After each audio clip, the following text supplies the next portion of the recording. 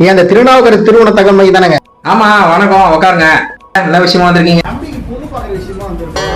தம்பி ஊர் என்ன, பேர் என்ன, விலாசம் என்ன? தம்பி பேரு பாயசம். நாங்க விழுப்புரம் பக்கத்துல இருந்து ஒரு ஊர்ல இருந்து வந்திருக்கோம். ஒரு நல்ல வரலாம் தான் பார்த்து சொல்லுங்க. பாயாசம்னா பேர் வச்சுக்கிறீங்க? அது ஒண்ணு இல்ல தம்பி, பாயாசம் எனக்கு பிடிச்ச பேரு, அதனால தம்பிக்கு பாயாசம் பேர் வச்சிட்டேன். தம்பிக்கு இன்னொரு பேரும் ஒண்ணு இருக்குது, குஞ்சித பாதம்.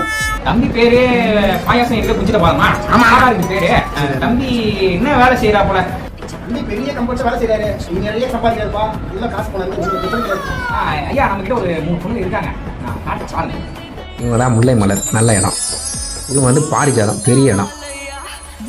இவங்க வனஜா, வளமான இடம். இந்த 3 பொண்ணு இப்படி இருக்கு. உங்க குடும்பத்துக்கு ஏற்ற மாதிரி இருப்பாங்க. மாப்பிள்ளைக்கு எந்த பொண்ணு பிடிச்சி கொஞ்சம் பார்த்து சொல்ல சொல்லுங்க.